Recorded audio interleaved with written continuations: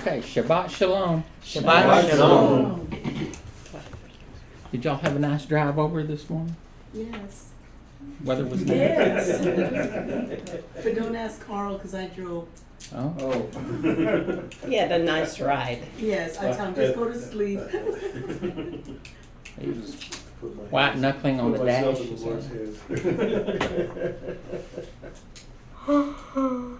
Okay, well, thanks for being here this morning. I always have all this stuff I think I'm going to say, but I never do it. Well, I'm glad it's better you to guys have it there than to Just in case. decide that you want to sit and not have it, so.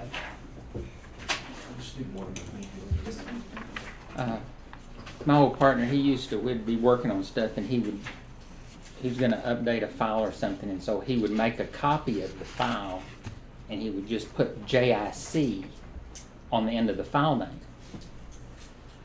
Why would he put JIC on the Just in end? case. His initials, he doesn't want to mess with. No, just in Just in case. case. Just in case.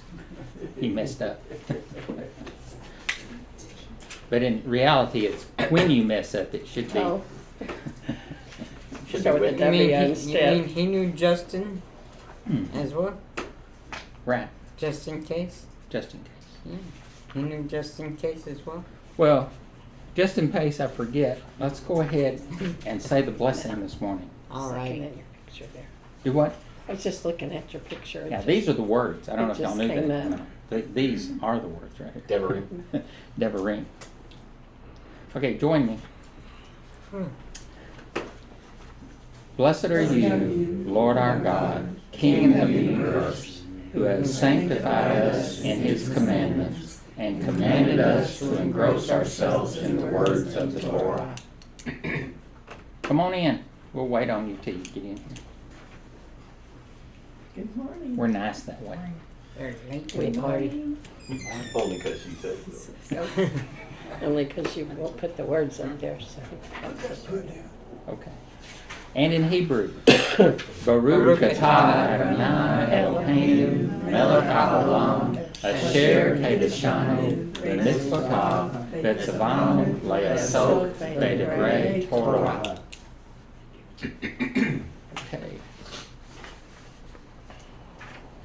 There we are. Good morning. Good morning. See, she had to climb over the wire. And she did it. With grace. With grace. Okay, Devarim. These are the words, right? So pretty. Thank you. Do y'all know what Devarim is about? It's called the Little Torah. The repetition of the Torah, the recap of the Torah, the commentary on the Torah, The second giving the second giving. The book opens 37 days before Moses was to die, namely during the 40th year since the Exodus from Egypt, on the first day of the 11th month of Shabbat. As such, the book has the overall tone of a farewell discourse. What's a farewell discourse? Saying bye-bye to Moses. In fact, unlike previous 4 books of the Torah, the speaker in Deuteronomy is Moses himself. He's talking. He's saying, you know, God brought me out. God did this. He's saying this. And a lot of the sages say that Deuteronomy is a compilation of the Torah studies that Moses did over the years in the desert. But I think that's like might be right. That he's A compilation of the reading of the Torah from the seat of Moses. right. Maybe. It's possible. It's I wasn't possible. there. So, what's interesting is it opens with the Israelites in the land of Moab, just east of the Jordan, shortly before they were to enter the promised land. And Moses gives a review, but he doesn't call, well, I'll do this first. The summary of it is, that begins with them leaving Sinai, and it ends with them entering the promised land. The land of Canaan. And then it continues with the appointing of leaders, and it ends with the appointing of Joshua. And then there's the penalty for the rebellion at Kadesh Barnea, and the reward for obedience in defeating Og, and then the penalty for the unbelief in the desert, and the reward for the obedience of defeating Shechem. And then in the middle, it talks about they're wandering around in the desert and the previous generation dying off. So it's pretty interesting. But moving right along, in his discourse, he's kind of dressing down the previous generation, but he doesn't do it directly. He does it with allusions. Do y'all know what an allusion is? Referring to? Referring to, yeah. In other words, he says, in the desert, that is the time they complained, if only we would have died in the desert, in Exodus 17:3. And he says, in the plain, that is in the most recent sin of the Moabite women in the plains of Moab. And he says, opposite Suf, that is the complaint of Israelite at the shores right before they're crossing the Red Sea.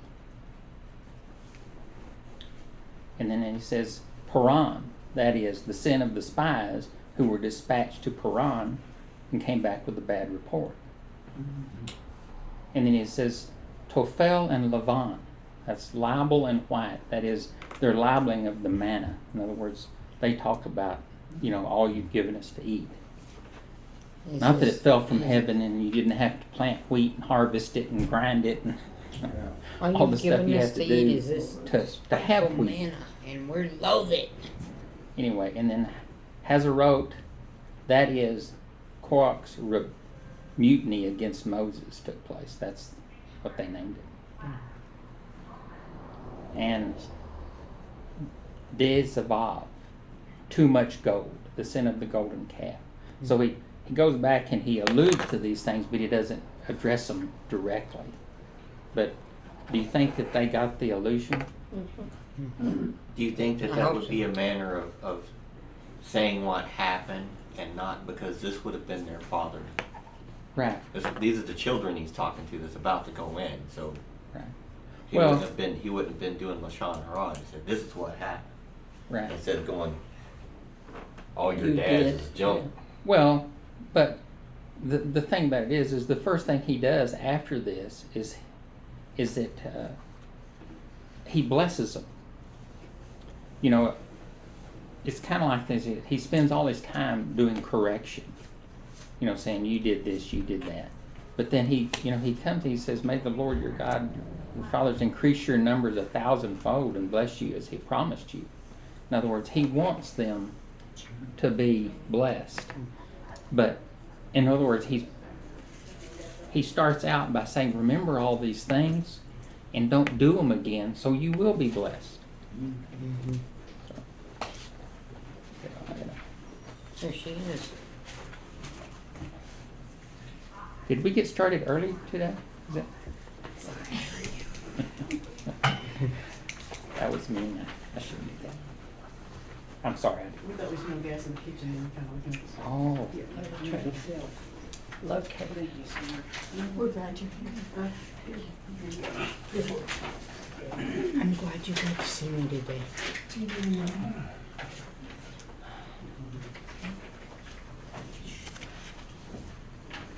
Okay.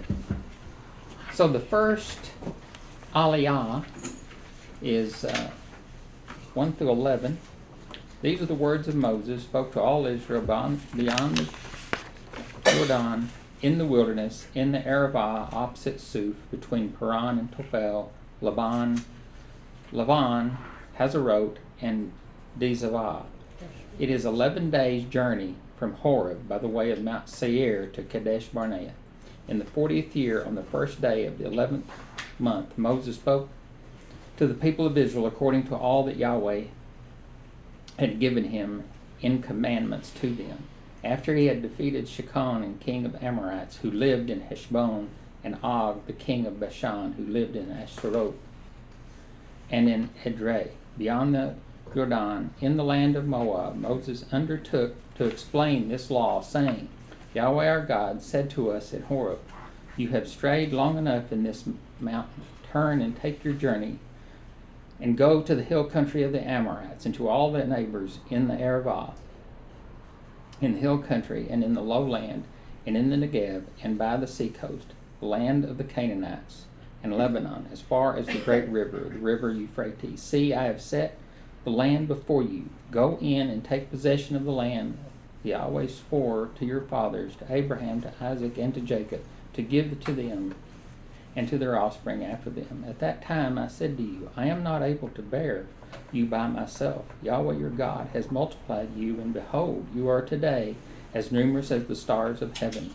May Yahweh, the God of your fathers, make you 1,000 times as many as you are, and bless you as he has promised you. So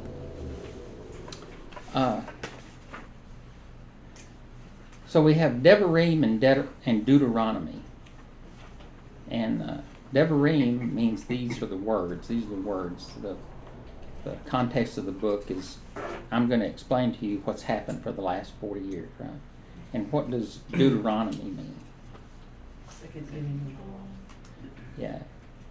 Deuteronomion, translated as the second law, right? The second law.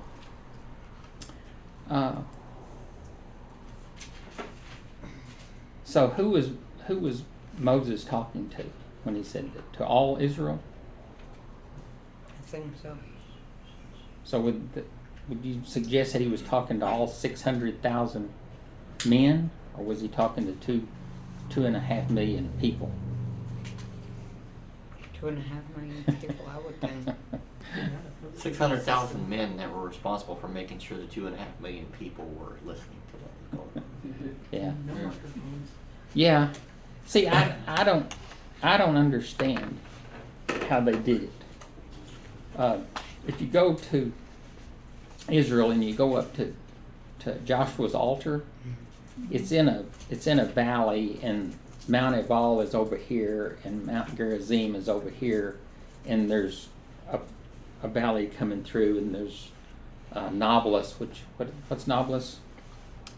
Shechem is right around the corner from there, and when you're there, there's these terraces going down. They're just like groups of rocks that are spanning the sides, and it's like they put them out there. I mean, like they were built.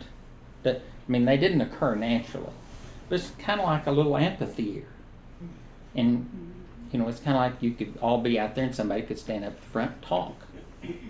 And I don't know. It's kind of, I don't know whether that's the way it happened or not, but it looks like that's the way it happened. When we were there, me and Tommy Hammer, we're standing there looking at it, and he said, this kind of looks like an amphitheater. If I was going to build one here, this is what it looked like. Yeah, that's what I thought. That's what I thought. So, how long after Moses' speech was it before Joshua led Israel across the Jordan? How long? 40 days? Over a month. 40 days?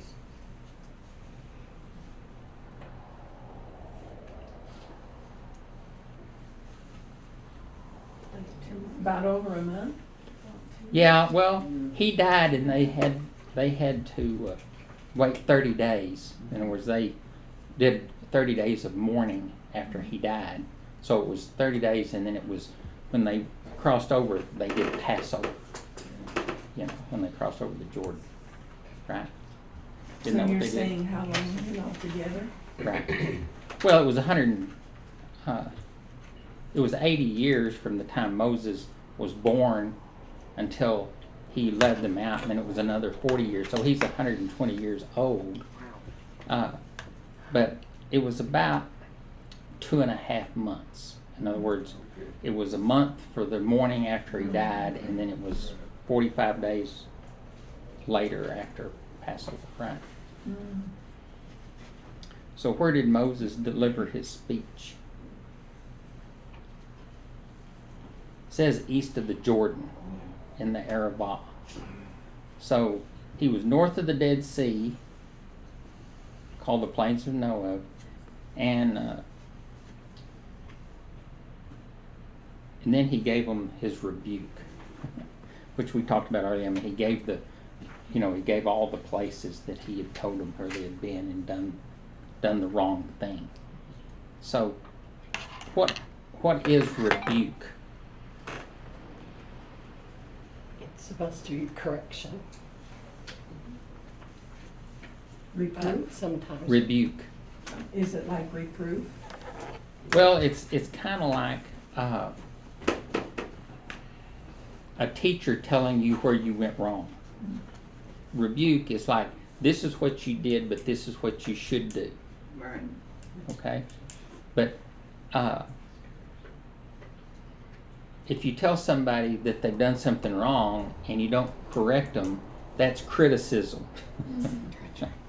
But rebuke is where you tell someone what they've done wrong and this is what they should have done. In other words, you're trying to lead them into righteousness. Is that what you'd call that? So why did Moses say it takes 11 days to go from Horeb by the way of Mount Seir to reach Kadesh Barnea? Because they should have been able to make that trip in 11 days, but instead it's 40 years. 40 years, that's right.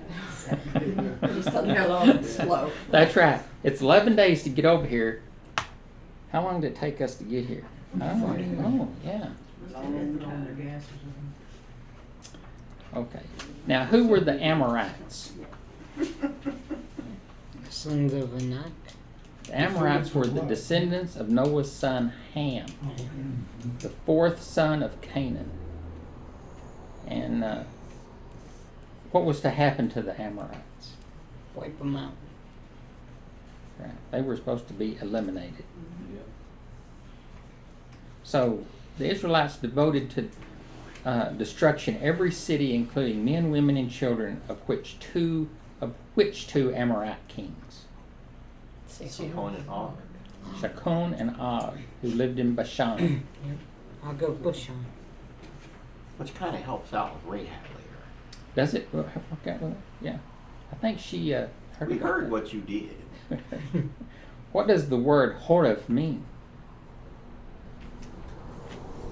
That's Mount Sinai. What is it? They call it Horeb. Is it sword?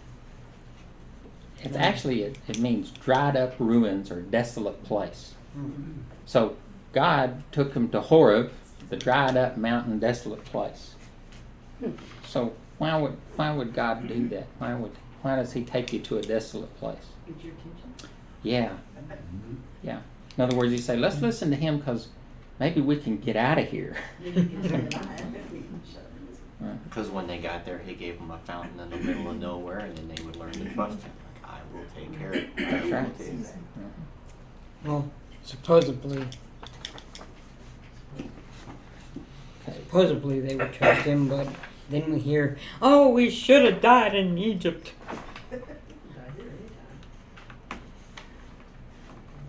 I'm looking at this. You trying to find the one for Sharon along with No, along with number 5. I would never do It that. usually is number 5.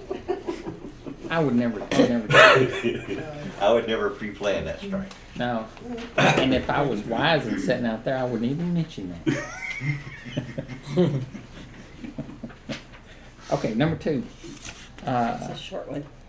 12, chapter 1, 12 through 21. How can I bear myself the weight of the burden of you and your strife? Choose for your tribes wise, understanding, and experienced men, and I will appoint them as your heads. And you answered me, that thing that you have spoken is good for us to do. So I took the heads of your tribes, wise and experienced men, and set them as heads over you, commanders of thousands, commanders of hundreds, commanders of 50s, commanders of 10s, and officers throughout your tribes. And I charged your judges at that time, hear the cases between your brothers and judge righteously between a man and his brother, or the alien who is with them. You shall not be partial in judgment. You shall hear the small and the great alike. You shall not be intimidated by anyone, for the judgment is God's, and the case that is too hard for you, you shall bring to me, and I will hear it.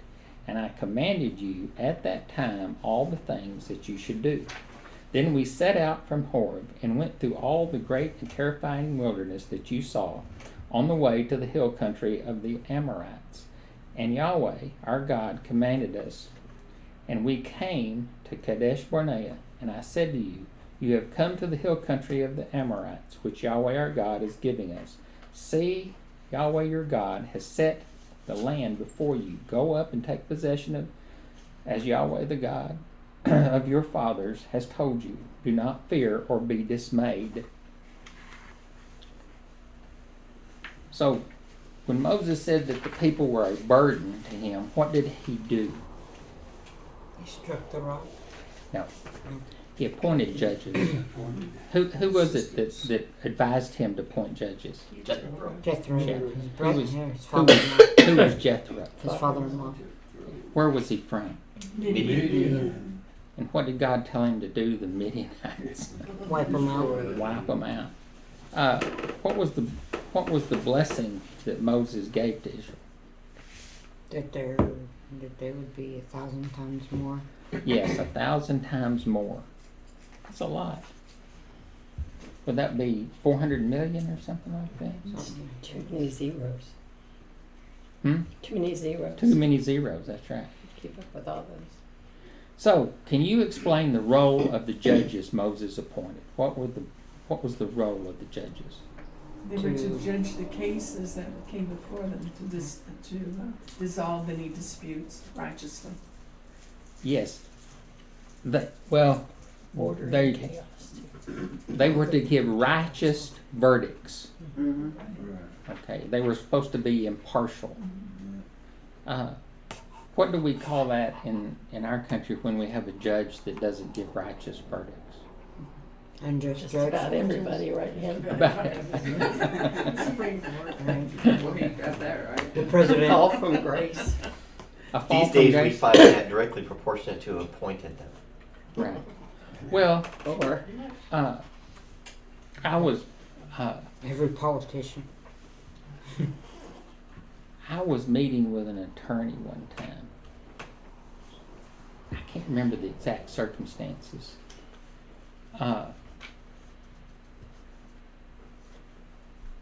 But I was talking about an incident that happened. I mean, it wasn't anything I did, but I spoke about something that somebody had done. And he just stopped right there. He said, okay. He said, you need to stop. He said, because if you tell me anything that someone's done that's illegal, he said, I am an officer of the court. He says, I take an oath that I will uphold the laws of the state of Texas. And if I hear about anything or see anything, I have to report it. And he says, if you told somebody that I told my attorney this and I don't do it, he says, I can be disbarred. Disbarred. Yeah. He said, I can suffer penalties from it. He says, so I'm warning you right now. Just don't tell me any of your stories. Yeah. If you're telling this stuff, he says, don't do it. He said, there's some lawyers that'll look the other way. He said, I'm not one of them. Anyway, I thought it was pretty good that that he would stop you right there and say, listen, if you know something about somebody, Don't tell me. Don't tell me. don't tell me. Unless you want Well, them and arrested. he explained why too. Yeah, I mean, he was nice. He They wasn't. can do something about it. He was run out of office properly. Soon. Or thrown in prison. Never to see the light of day again. So, what if the judges couldn't determine the outcome? Then they took it Took it before to Moses. Moses. Took it to Moses. That's right. Okay, now if you take this, he appointed judges in Israel, and they had cases, and if they couldn't, then they brought it to him. What came out of this? The same. The Sanhedrin. Is it Hedron or Hedron? Well, It's you always Sanhedrin. like to heed, so Yeah, I'm saying. they have to heed. They have to heed what the Sanhedrin say. So Oh, maybe and he missed it all. So Here we go. Yeah, but they're,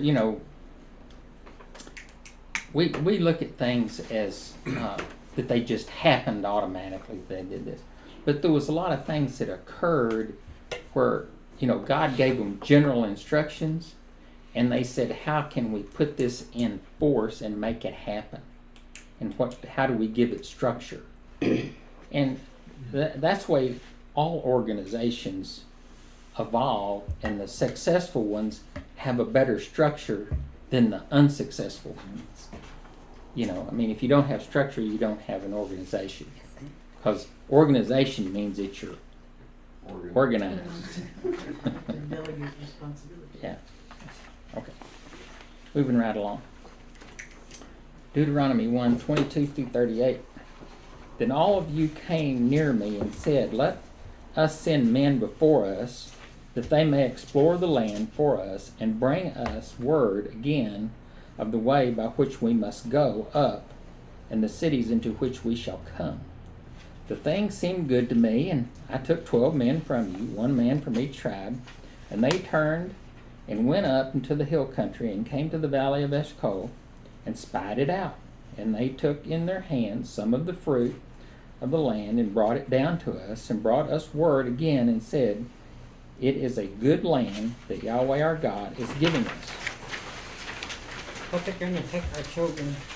Yet you would not go up, but rebelled against the command of Yahweh your God. And you murmured in your tents and said, "Because Yahweh hated us, he has brought us out of the land of Egypt to give us into the hands of the Amorites to destroy us. Where are we going? Where are we going up? Our brothers have made our hearts melt, saying, the people are greater and taller than we. The cities are great and fortified up to heaven. And besides, we have seen the sons of the Anakim there. And I said to you, do not be in dread or afraid of them. Yahweh your God, who goes before you, will himself fight for you, just as he did for you in Egypt before your eyes. And in the wilderness, where you have seen now, Yahweh your God carried you as a man carries his son all the way that you went until you came to this place. Yet in spite of this word, you did not believe Yahweh your God. He went before you in the way to seek you out a place to pitch your tents, in fire by night and in the cloud by day, to show you by what way you should go. And Yahweh heard your words and was angered, and he swore, not one of these men of this evil generation shall see the good land that I swore to give to your brothers, except Caleb the son of Jephunneh. He shall see it, and to join him to his children I will give the land on which he has trodden, because he has wholly followed Yahweh. Even with me Yahweh was angry on your account, and said, you also shall not go in there. Joshua the son of Nun, who stands before you, he shall enter. Encourage him, for he shall cause Israel to inherit it. So, God led the people directly to Sinai, Kadesh Barnea, to begin taking possession of the land. What happened there? He took them to Kadesh Barnea. What happened there? Since 12 spies. The 12 spies and the revolt of the people who refused to believe. What's interesting about this story as compared to the original back in Exodus? What's different? In the other one it says, pick for yourself. God says, pick for yourself and send into there. And it doesn't mention anything about it. But here he says, you came to me and said, can't we send some people in to spy it out? And I said, I thought it was a good idea. And God didn't tell me no, so we did it. That's kind of what it alludes to. What do we call that when we think it's a good idea? Presumption. We just think it is. We don't know, but we think it is. So what did Moses say to encourage the people to keep faith? He reminded them of how God was a pillar of fire before them at night and a cloud by day, and how God fought for them when they were coming out of Egypt. Right. Moses said, God will fight for you just as he did in Egypt. Now, what gets me about the whole deal is if you live through that, and he did all the plagues, and he parted the sea, and he brings them out, and he does all these things. I think to get them in. Yeah. You would think. You know, but just me, I'm thinking, says, how could they not? But, you know, it didn't happen in a vacuum, and it didn't happen 1, 2, 3. I mean, we read it, but there's actually quite a few number of days that are going through. And it's not like they were in a big caravan and they had all their RVs and all their stuff with them, and there were gas stations along the road and inns to stay at and all that. They didn't have any of that stuff. No, They're out in the middle of nowhere. They're in the desert. No. They're putting up tents and taking them down. They're herding animals. I mean, Hard journey. it's a hard journey. We don't have any concept of it. Now, I remember my grandmother, I probably told you all this before, but she was born in Sheridan, Missouri, and when she was like, I don't know, 10 years old or something, they moved from Sheridan down to Springfield, Colorado in a covered wagon. And she said her mother had a big iron stove, and said they would get up early in the morning and she would cook breakfast on this iron stove, and then my great-grandfather would cool it down and lift it back into the wagon. And they would go, and at noon he would lift that iron stove out and set it up, and she would cook lunch, and then he would cool it down and lift it back in the wagon, and they would go. I don't know how long it took them to get from Sheridan, Missouri, because that's a long way down to Springfield. Sounds like Granddad was a hoss. He was a hoss. He wasn't a big man, but he was really tough. And my grandparents did the same thing from Seabird, Colorado to Houston, Texas in a covered wagon, and there were no roads. Yeah,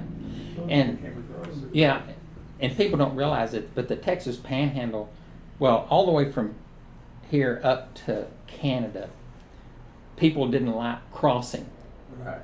because you know they might have had compass and stuff like that, but there weren't roads, there were trails, and a lot of people got lost. No markers, no land No markers. markers, nothing to see. No mountains to go around. Yeah. No iPhone. Yeah. See your dog running away from you. I traveled in covered wagon. Okay, I've had so Do with the Comanche. why did Moses say that God denied his request to enter the land as a result of the people's unbelief?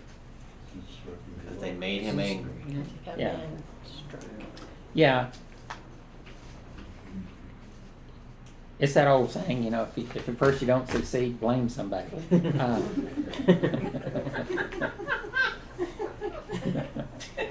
Well, that's what Adam and Eve did. Yeah, I did too. Yeah, it's the human nature way. But it's not good policy. Not good, not very good. Mistakes your friends. Oh, How's the that they woman say you that? gave me. Yeah. How they say that? The snake beguiled me. There's several good sayings like that, you know. But these people that you all know and love, they mistreated me. Okay. But apparently God continued to ask God's decree be annulled after the sin of the spies. But Moses wouldn't hear of it. I mean, that God wouldn't hear of it, right? Right. He I said- told him, don't ask me. Don't tell me no more. Get it. Let's go on to number 4. Do I have a volunteer to read number 4? I can. You can? Good. And as for your little ones, who you said would become a prey, and your children, who today have no knowledge of good or evil, they shall go in there. And to them I will give it, and they shall possess it. But as for you, turn and journey into the wilderness in the direction of the Red Sea.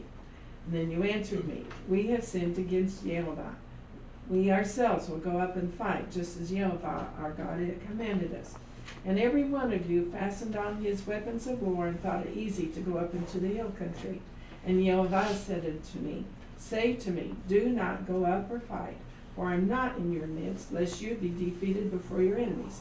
So I spoke to you, and you would not listen. But you rebelled against the command of Yehovah, and presumptuously went into the hill country. Then the Amorites who lived in that hill country came out against you, and chased you as bees do, and beat you down in Seir as far as Hamath.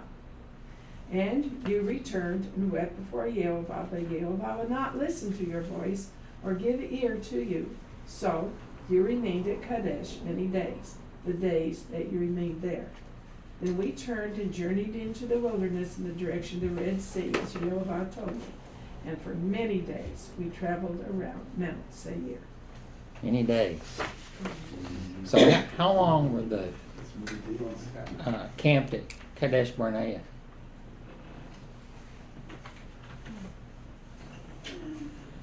Actually, it's kind of an allusion to galut. What does galut mean in Hebrew? Revelation, Huh? Big old gutted. revealing. Exile. Exile. Yeah, big old gutted. So when any time he alludes to Kadesh Barnea, he's talking about the 40 years they were in the desert, the exile. That was their first exile. You know, if you look at their history, the Israelites were continually being exiled, Right. Yes. run off. And why was that happening? Because they weren't listening to their God. Yeah, they had trouble with obedience. I think that's what it was. It's unusual, isn't it? It's kind of like It's a human God. quality. It's kind of like God said, you know, if you're not going to be obedient with me, I'm going to get rid of it. Mhm. Y'all ever think Put you about that? somewhere unpleasant. Yeah. Seems like a human quality, though. Seems like he said something like, if you obey, then you will be Good blessed. things If you will don't, then you I will didn't be mean cursed. quality So they and- didn't, so then they got and cursed by having to go somewhere they didn't supposed to be. Yeah. I think you're right. Okay. Seems like his word is true. Yeah. Number 5. That's Number what I was 5. That's a trying to good one right there. For me, I think you ought to read that. think Yeah. so. I think that number 5. That's then good. Yahweh said to me, You have been traveling around this mountain country too long enough. Turn northward and commanded the people, You are about to pass through the territory of your brothers, the people of Esau, who lived in Seir, and they will be afraid of you, so be very careful. Do not contend with them, for I will not give you any of their land, no, not so much as the sole of the foot tread on, because I have given Mount Seir to Esau as a possession. You shall purchase food from them with money that you may eat, and you shall also buy water from them with money that you may drink. For Yahweh said, Yahweh your God has blessed you in all the work of your hands. He knows you're going through this great wilderness. These 40 years Yahweh your God has been with you. You have lacked nothing. So we went on away from our brothers, the people of Esau, who live in Seir, away from the Arabah, rode from Elah to Ezion-Geber. And we turned and went the direction of the wilderness of Moab. And the Lord said to me, Do not harass Moab or contend with them in battle, for I will not give you any of their land for a possession, because I have given Ar to the people of Lot for a possession. The Emim formerly lived there, for a people great and many, and tall as the Anakim. Like the Anakim, they are also counted as Rephaim, but the Moabites call them Emim. The Horites also lived in Seir formerly, but the people of Esau dispossessed them and destroyed them from before them, and settled in their place as Israel did to the land of the possession which Yahweh gave to them. Now rise up and go over the brook Zered. So we went over brook Zered. And the time from our leaving Kadesh Barnea until we crossed the brook Zered was 38 years, until the entire generation, that is the men of war, had perished from the camp, as the Lord had sworn to them. For indeed the hand of Yahweh was against them to destroy them from the camp, until they had perished. So as soon as all the men of war had perished and were dead from among the people, Yahweh said to me, Today you are across the border at Moab at Ar. And when you approach the territory of the people of Ammon, do not harass them or contend with them, for I will not give you any of the land of the people of Ammon as a possession, because I have given it to the sons of Lot for a possession. It is also counted as the land of Rephaim. Rephaim formerly lived there, but the Ammonites called them Zamzumim. A people of great, many, and tall as the Anakim, but the Lord destroyed them before the Ammonites, and they dispossessed them and settled in their place. As he did for the people of Esau who lived in Seir. Then he destroyed the Horites before them, and they dispossessed them and settled in their place even to this day. As for the Avim, who lived in villages as far as Gaza, and the Haftarim, who came from Caphtor, destroyed them and settled in their place. Rise up and set out on your journey, and go over the valley of the Arnon. Behold, I have given into your hand Sihon the Amorite, king of Heshbon, and his land. Begin to take possession and contend with him in battle. This day I will begin to put the dread and fear of you on the peoples who are under the whole heaven, who shall hear the report of you and shall tremble and be in anguish because of you. So I sent messengers from the wilderness of Kedemoth to Sihon the king of Heshbon with words of peace, saying, Let me pass through your land. I will go only by the road. I will turn aside neither to the right nor to the left. You shall sell me food for money that I may eat, and give me water for money that I may drink. Only let me pass through on foot. As the sons of Esau who live in Seir and the Moabites who live in Ar did for me, until I go over the Jordan into the land that Yahweh our God is giving us. But Sihon the king of Heshbon would not let us pass by him, for Yahweh your God hardened his heart and made his heart obstinate, that he might give him into your hand as he is this day. Thank you. So, when the Israelites began to move to Kadesh, why did they forbid them from attacking the kingdom of Edom? God said so, drill sergeant. Yeah, he said Esau. Who's Esau? Jacob's brother. Jacob's brother. So why did he forbid war with the kingdom of Moab? Because he gave that to Lot's kingdom. One of Lot's inheritance. descendants. Yes. And he kind of needed Ruth to come along. So, what's Lot's claim to fame? Why did God like Lot? You know, it refers to him when he's living in Sodom that he's righteous. You know, and Abraham is talking to God about not destroying it for so many, and then when he gets there, he gets Lot out. Okay, but what did Lot do? I know he was Abraham's nephew, but what did he do that was kind of a righteous act? He saved the angels from being assaulted by the men of the city. Okay, yeah, but the angels, you know, they didn't need any help really. Who needed help that Lot really helped? Do y'all know the allusion in there? Is Abraham takes Lot and they go down into Egypt because there was a famine in the land, and he's down there and he tells him that Sarah is his sister. Well, Abraham. Lot he knew it wasn't, but he never divulged. He kept the secret. Oh, okay. What would happen if he would have told? Hey, he lied to you. It might have caused a bigger conflict. But that could be a righteous act, don't you think? That he said, you know, I need to protect Uncle Abraham. Going down there with Abraham in the first place. I don't know, maybe.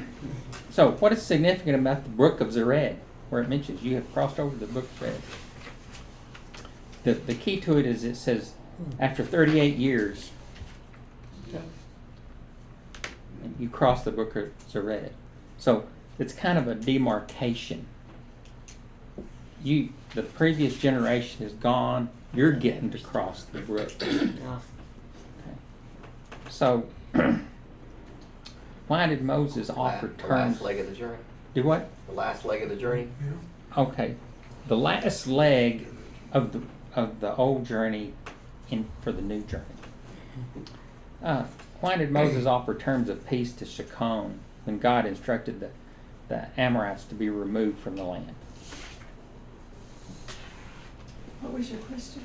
Why did Moses offer terms of peace to the king when God instructed the Amorites to be removed from the land?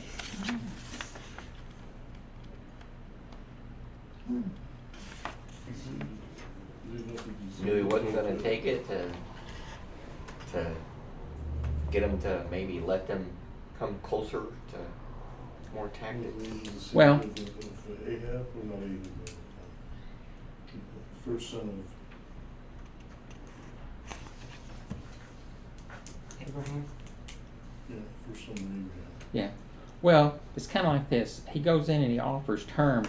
It's just like Moses when he approached Pharaoh. Yeah. He said, "Let my people go. You know, I'm doing this," and he said, "Why should I?"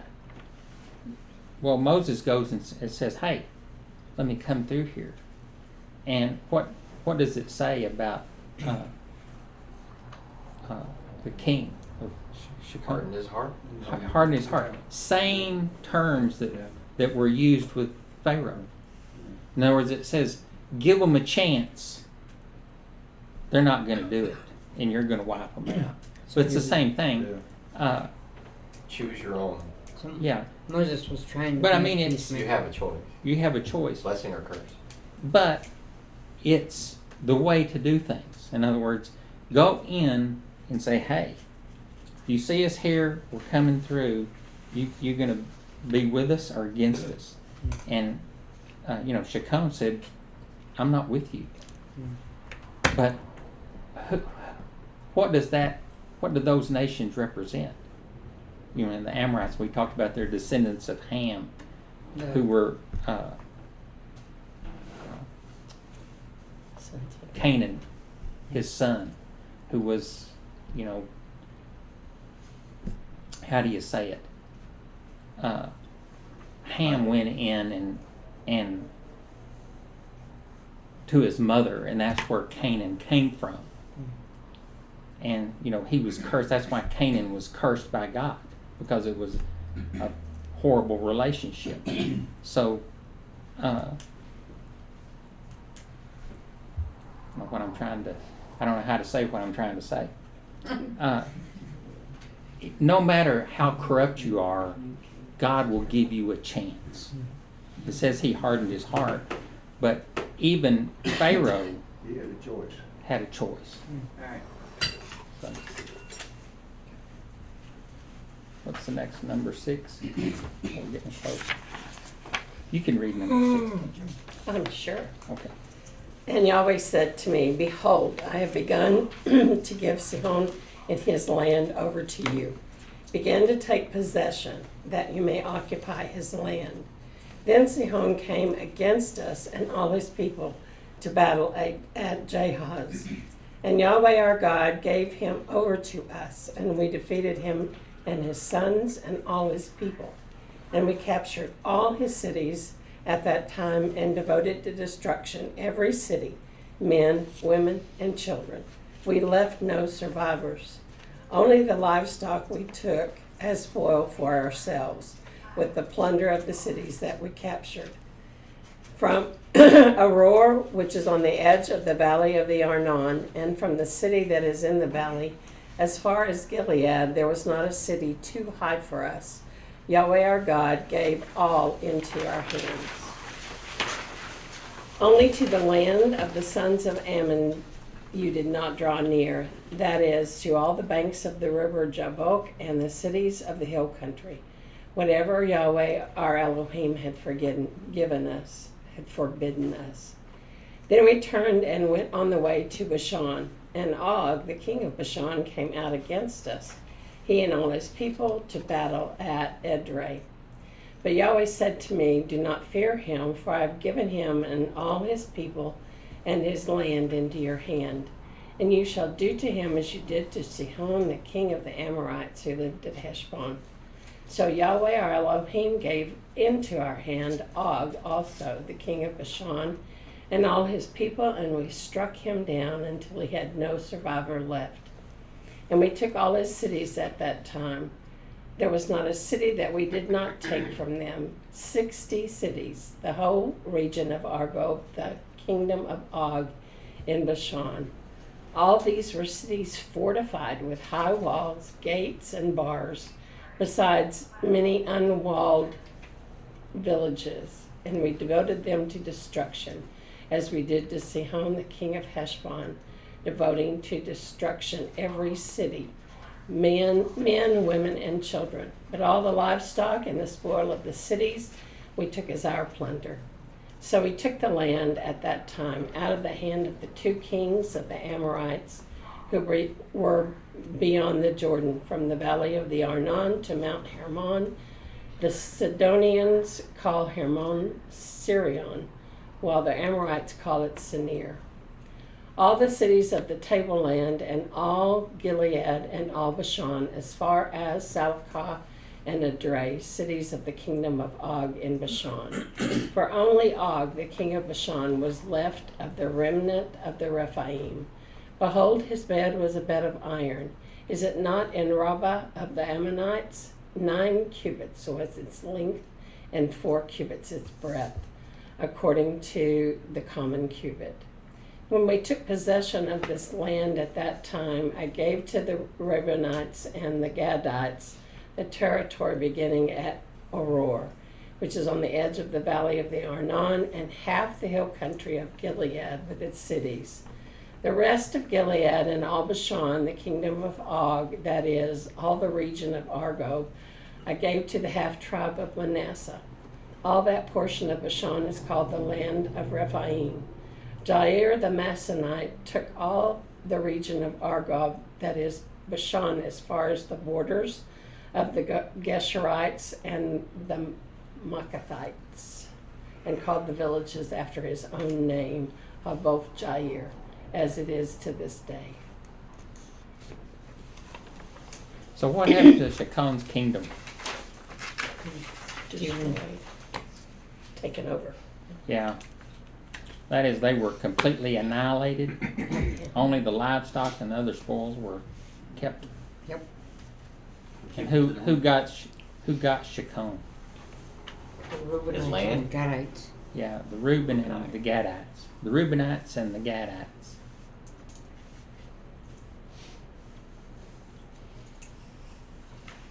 So, it seemed like to me that the half tribe of Manasseh got the big share. Yeah. Mm-hmm. Was there a lot of them? I think so. I don't remember how many were in the tribe. It says the half tribe, and that's always confused me. That's why Manasseh was split in 2, and how did they know that this was one part and this was another part? I mean, there's some backstory there that we weren't given. It just says that they were divided. Must have been some sort of disagreement, huh? I don't know. And they couldn't live together. I don't know. But anyway, the half-tribe Manasseh received the entire kingdom of Bashan with its 60 cities. Wow. And it's pretty big on the map. Yeah, it's pretty big on the map. Anyway, it's always, I'm just asking, has anybody ever thought of that? Has anybody ever thought about the Manasseh being split? No. Is it like between Ephraim and Manasseh when he was giving the blessing and maybe that was it? I don't know. At the time when he blessed Ephraim over Manasseh, he said Manasseh will be the greater. Mm. But he said, I will bless Manasseh also, and he will be a force to be reckoned with. So maybe that is part of it. I don't know. I mean, you can go back and say, well, God told him, he said he was the firstborn, but he didn't get the firstborn blessing.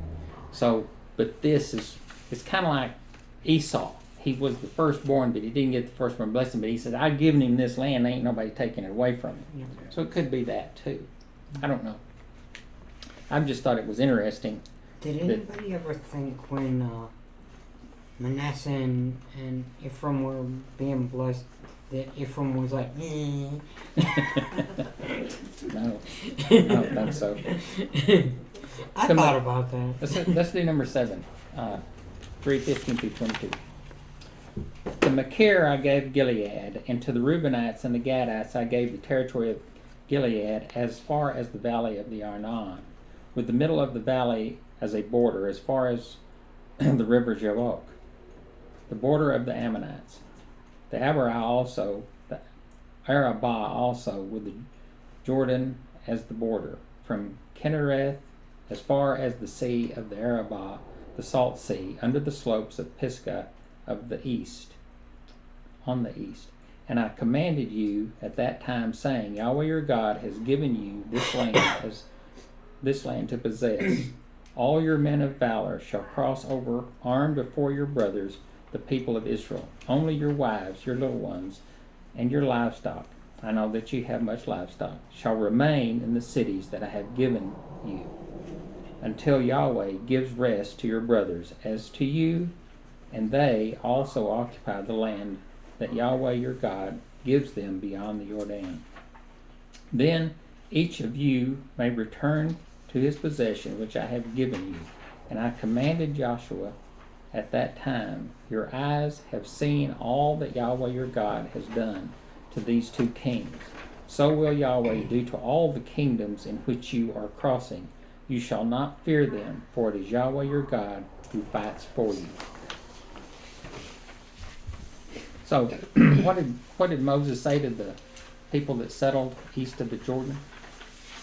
They can settle there as long as they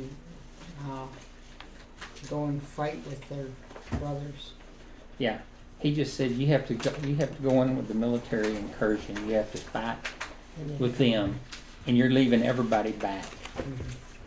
You don't have to worry about it. Is that implied? You don't have to worry about it? Yes. Okay, what did Moses say to encourage Joshua? Be strong and courage. Well, he told him, he said, we've just destroyed these 2 kingdoms, and I'm going to do the same thing when you cross the river. Nothing changes. Yeah. Just because you're in charge and you're going across, he said. And what did he tell Moses to do? Go up to the mountain. No, he told him to encourage Joshua. Oh. And Moses himself says, and God told me to encourage you to do this. Yeah. So, what does that imply?